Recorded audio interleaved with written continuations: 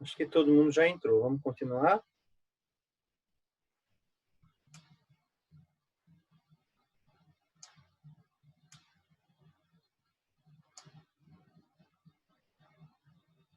Então, eu estava falando, gente, sobre análise de fluxo utilizando o método Doppler. Então, basicamente, o que você tem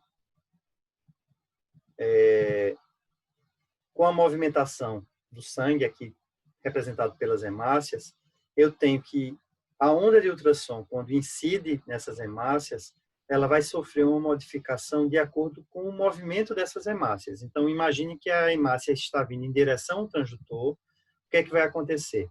A onda de ultrassom, quando reflete, ela vai refletir somando-se à velocidade da própria hemácia, ou seja, a frequência que o transdutor recebe essa onda vai ser numa frequência maior. Enquanto que quando a hemácia ela se distancia do transdutor, essa velocidade, né, de distanciamento vai influenciar na frequência de retorno, e aí essa frequência de retorno vai ser menor. Então, quando o aparelho compara a frequência que ele emite com a frequência de retorno, ele consegue desenhar uma curva como essa, tá? Que por convenção, quando a hemácia se aproxima, essa curva ela é positiva, e que por convenção, quando ela se afasta, essa curva é negativa, tá? É a partir daí que você consegue os gráficos de fluxo de sangue dentro do coração, que é, na nossa análise, o princípio Doppler. Existem dois tipos de Doppler, tá? O Doppler pulsátil e o Doppler contínuo. Na verdade, assim, é uma coisa muito técnica. O que vocês precisam saber é que no Doppler pulsátil existe a identificação, que é do tipo alternada por ondas pulsáteis de ultrassom. Geralmente, essa amostra ela é colocada num local bem específico, tá? E como o Doppler ele emite ultrassom, o transdutor emite ultrassom e fica esperando receber esse ultrassom que ele emitiu, existe um limite para essa frequência que ele está emitindo. Esse limite é esse limite do Nyquist, tá? Que geralmente nos aparelhos é definido como esse PRF. Tá? O que é que a gente precisa saber do pulsátil? É que ele consegue colocar uma amostra bem específica para você analisar o fluxo dentro do coração num local muito específico. Mas, em contraposição, eu tenho um limite na velocidade de análise desse Doppler. Tá? No Doppler contínuo, à medida que eu vou emitindo a onda de ultrassom, eu já vou capturando a onda de ultrassom que retorna. E aí eu não tenho como saber se o que retornou foi uma coisa próxima do transdutor, uma coisa mais distante, e aí eu não consigo ter a amostra específica. Ela é uma amostra praticamente linear e que você não consegue localizar em que ponto está acontecendo aquele, por exemplo, aumento de velocidade. A grande vantagem do Doppler contínuo é que não existe limite em relação à velocidade de fluxo. Então, uma estrutura muito rápida que eu não consigo detectar no Doppler pulsátil, eu consigo determinar bem no Doppler contínuo. Tá?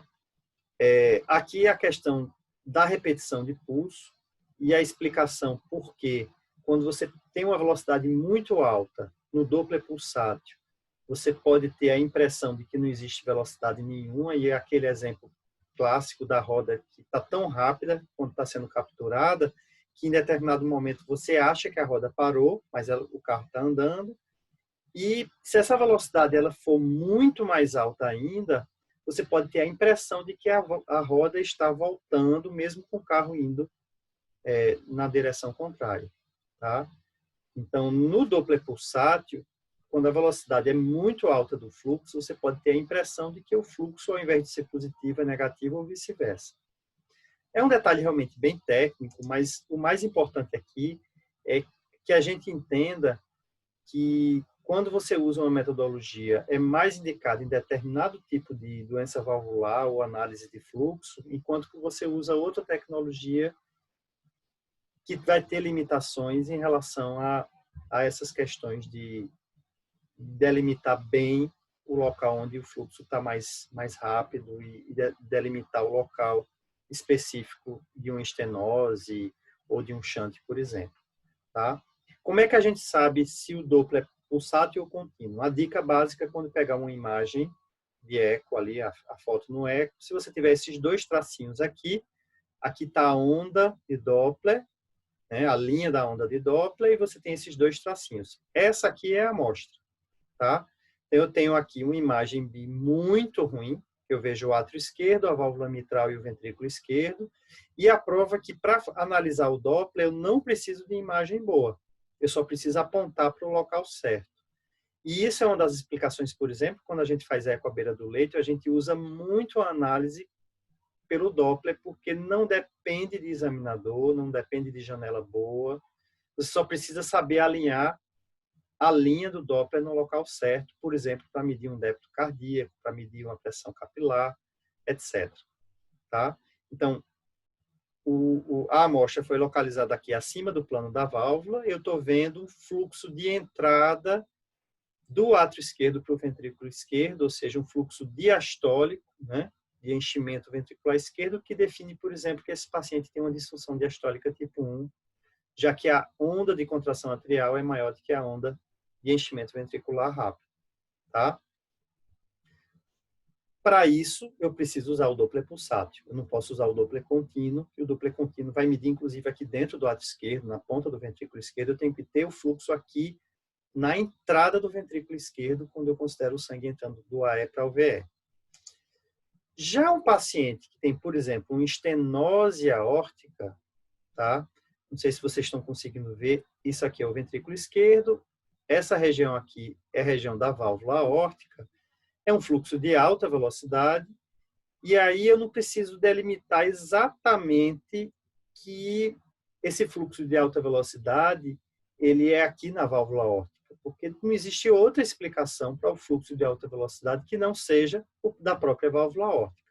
A menos que eu não alinhe muito bem e eu pegue, por exemplo, um fluxo de insuficiência mitral, que também é sistólico, é uma coisa que às vezes acontece. Mas se eu tiver aqui no plano da válvula aórtica e a válvula foi estenosada, esse fluxo aqui de alta velocidade, que só vai ser detectado pelo Doppler contínuo, é um fluxo de uma estenose aórtica, que ele já me deu aqui um gradiente, por exemplo, de 45. Tá?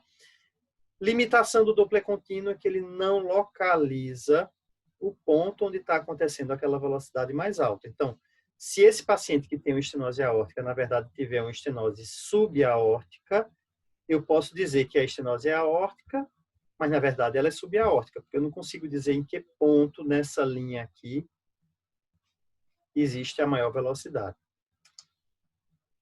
E como é que você transforma a velocidade em gradiente? Então, Bernoulli desenvolveu uma equação, que é uma equação bem simples. O Doppler pelo eco, ele vai dar sempre a velocidade do fluxo, naquele ponto, naquele segmento de linha que você está analisando.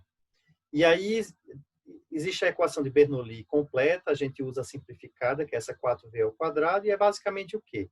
Se eu tiver um fluxo ao Doppler de 1 centímetro por segundo de velocidade máxima, usando 4V ao quadrado, 4 vezes 1 ao quadrado, eu tenho que a diferença de pressão entre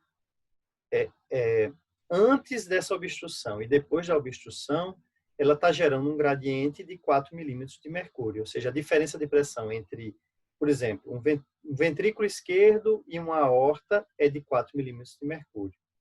Se eu tiver essa obstrução aqui maior, o que é que eu vou ter? A velocidade ela vai ser maior, porque o fluxo, pelo princípio da conservação das massas, ou seja, a mesma quantidade de matéria, ela tem que ser transportada por segmento. Então, para carregar a mesma quantidade de hemácia por essa estrutura aqui que é menor, eu vou ter que ter uma velocidade maior. A velocidade aqui deu 3 centímetros por segundo. Quando eu utilizo a Bernoulli 4V ao quadrado, eu vou ter um gradiente entre essa estrutura e essa estrutura de 36 milímetros de mercúrio. Uma estenose aórtica que não existia começa a ser uma estenose aórtica de leve a moderada. Tá? É importante que a gente saiba que se utiliza uma equação como essa porque existem fatores que podem levar a erro na medição desse gradiente, tá? A gente vai falar, principalmente quando falar na aula sobre valvulopatias. Um outro ponto importante é que, pelo Doppler, você pode diferenciar um fluxo que é laminar de um fluxo turbulento. Um fluxo turbulento, as hemácias, elas seguem várias direções, e aí você vai ter uma imagem aqui como essa, tá? E quais seriam as utilidades do Doppler? Basicamente, medição de fluxos e gradientes anormais. Então, doenças valvulares, tá? Doenças estenóticas e recurgitantes das válvulas, e nos shunts intracardíacos nas doenças congênitas, principalmente. Além disso, como eu tinha comentado, ele vai avaliar o Doppler, a função diastólica dos ventrículos, e quando a gente for conversar na aula de medidas hemodinâmicas, ele vai ser importante para medir débito cardíaco, pressão de artéria pulmonar, pressão capilar pulmonar, que são medidas muito importantes na ecocardiografia à beira do leito. E aí a gente chega numa aplicação do Doppler, tá? Que seria o Doppler colorido, ou Doppler com mapeamento de fluxo em cores. Então, alguém teve a brilhante ideia de, ao invés de obter vários gráficos de ondas em vários pontos dentro do coração, não sei se vocês estão conseguindo ver essa imagem em movimento, mas a partir de uma imagem como essa, tá? Eu, ao invés de obter vários pontos de Doppler pulsátil com várias ondas, eu transformar cada uma daquelas ondas. Então, imagine uma onda dessa aqui nesse ponto, que eu tenho esse fluxo aqui, eu transformar essa onda em uma cor, tá? E essa cor, ela vai ser sobreposta à própria imagem bidimensional, tá? E vai dar uma coisa como essa. Então, toda vez que num ponto específico eu tiver uma onda positiva, ou seja, que se aproxima do transdutor, por convenção, eu vou ter uma imagem vermelha. E toda vez que eu tiver um fluxo que se distancia do transdutor, então sempre por convenção, o transdutor, esse ponto aqui do cone, que fica mais acima, né, que toda a imagem conflui para ela, então toda vez que o fluxo ele se distancia do transdutor, que está aqui em cima, por convenção ele vai ser codificado em azul, tá? Quanto mais intensa essa velocidade, mais azul e mais vermelho, tá? E se eu tiver um fluxo turbulento, eu vou ter um mosaico de azuis e vermelhos, que é o que você observa aqui nesse ponto aqui, onde está existindo essa alteração valvular. Então, aqui o ventrículo esquerdo, aqui o átrio esquerdo, aqui essa região da aorta, e eu tenho um fluxo predominantemente vermelho da aorta para o ventrículo esquerdo, ou seja, é uma insuficiência aórtica. Tá? Fica muito mais fácil você entender a dinâmica de fluxo, no caso aí valvar, quando você aplica o mapeamento de fluxo em cores. Tá? Vermelho se aproxima, azul se distancia.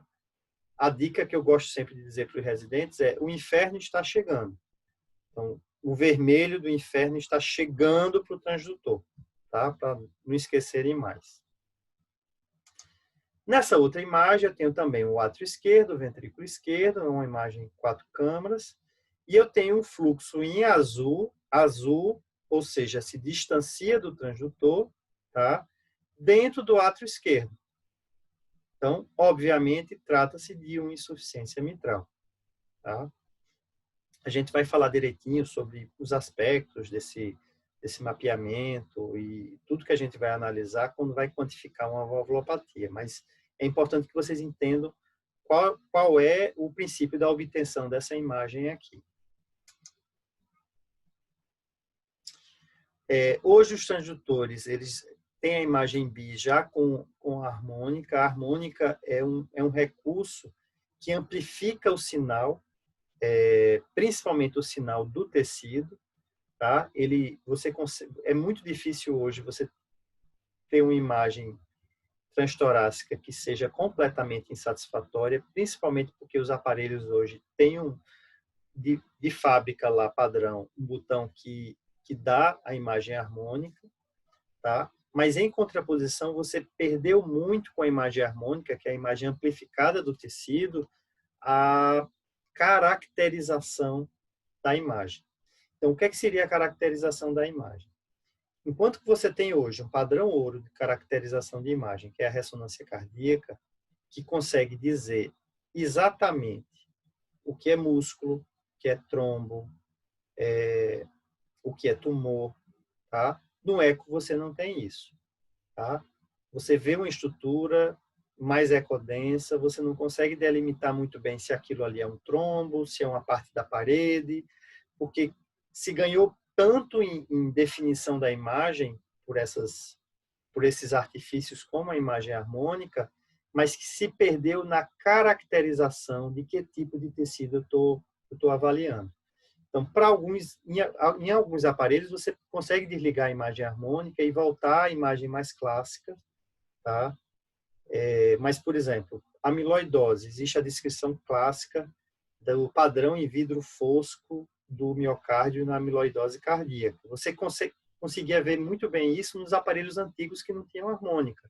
Hoje, com harmônica, é muito difícil você ter certeza que aquele padrão em vidro fosco, você vê, por exemplo, muito ventrículo de paciente com doença renal crônica, hipertrofiado, e que parece ser um mosaico em vidro fosco e que é só realmente uma intensificação da imagem por conta da harmônica.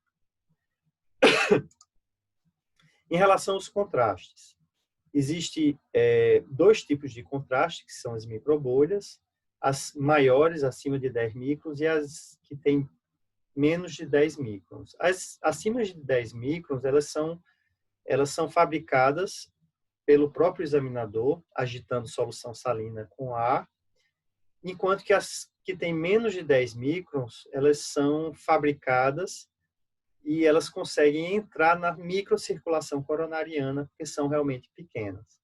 Tá?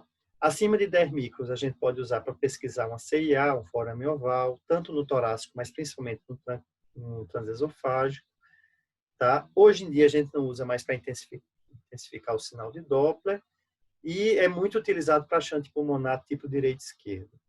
Já as microbolhas menores, que avaliam a perfusão miocárdica, ela vai ter o uso principal, por exemplo, na ecocardiografia do estresse, que você consegue, pela perfusão, se aproximar um pouco do que seria a cintilografia miocárdica, apesar de que ainda é uma coisa bem distante dos exames de cintilografia.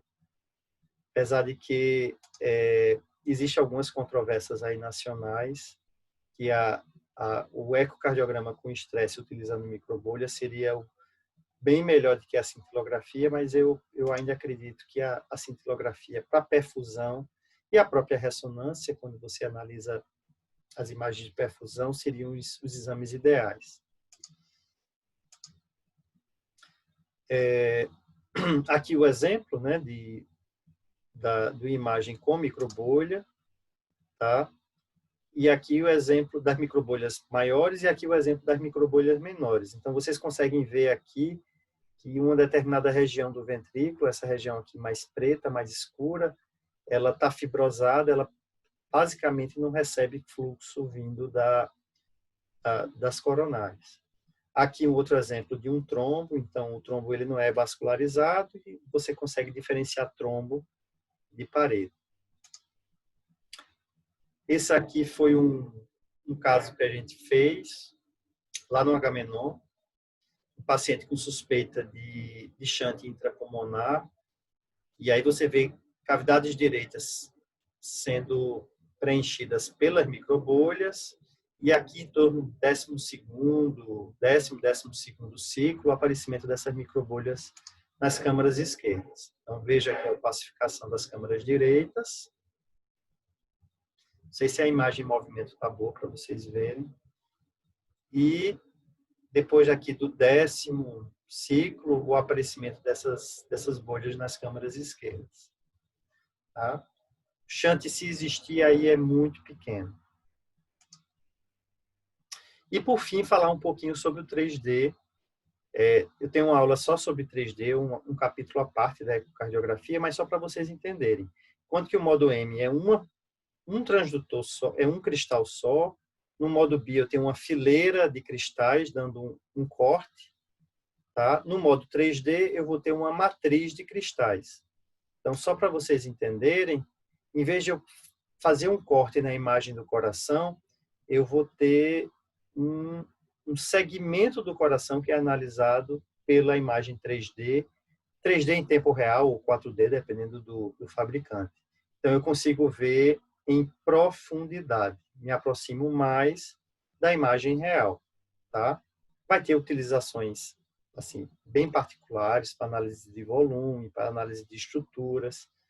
Você consegue fazer um corte mais anatômico do coração. Não é o exame que a gente vai usar no dia a dia, mesmo com toda a evolução que apareceu. Tá? Só para vocês terem uma ideia, essa imagem a gente não consegue no EcoBi.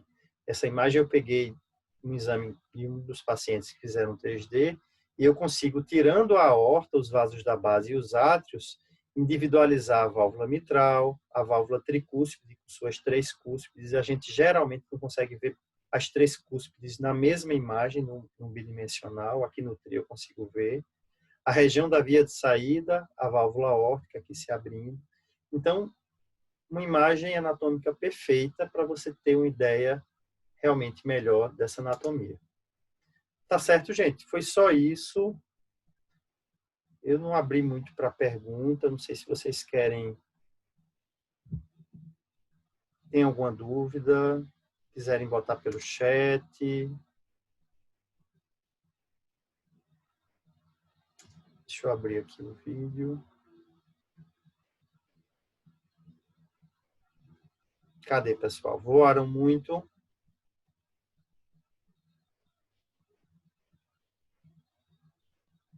Obrigado, gente.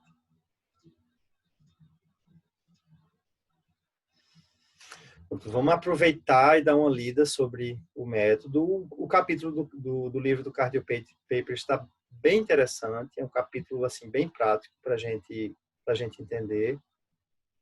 E eu vou procurar trazer algumas imagens para a gente discutir nas próximas aulas, para ficar uma coisa assim mais mundo real aqui, com o que a gente vê no dia a dia, tá certo?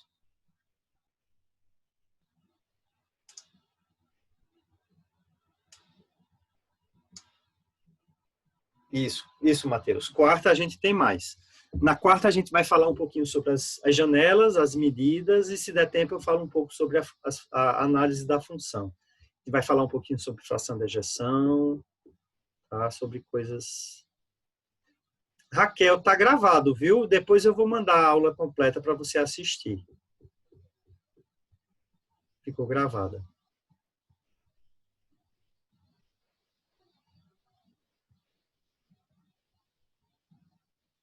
Sim, sem dúvida, Evandro. Vamos se familiarizar. Gente, mas falem também. Cadê? Quem é que falou agora? Glória, dê um oi pro povo. Eu dou um oi, Jordano. Foi ótima a sua aula. Muito boa, muito didática. Foi ótima. Também gostaram muito. Ah, valeu. Foi bacana. Gostei muito também. Foi ótimo, GB. Aprendendo aqui várias coisas que eu não sabia. Não faço eco. Sem dúvida, sempre é importante.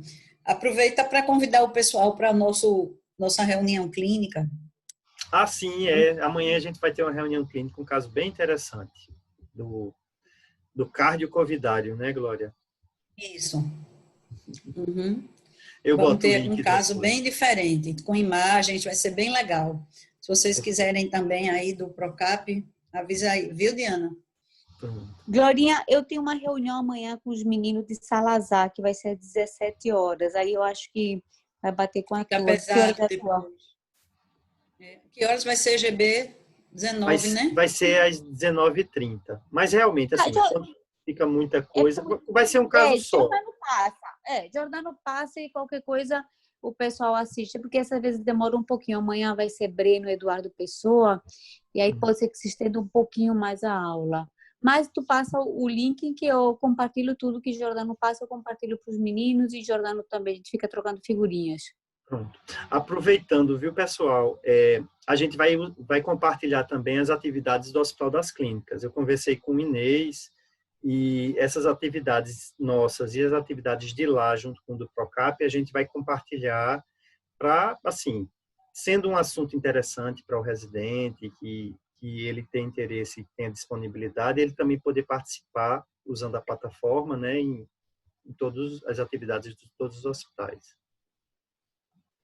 Eu acho, Jordana e Glorinha, e quem mais estiver aí de staff, que isso é uma coisa muito boa, porque a gente agora, assim, não precisa estar presente. A gente, mesmo que depois que a gente volte à nossa rotina, mas eu acho que uma vez por semana isso sempre vai ser muito bom, a gente manter isso. Fazer um Isso. esforço para manter.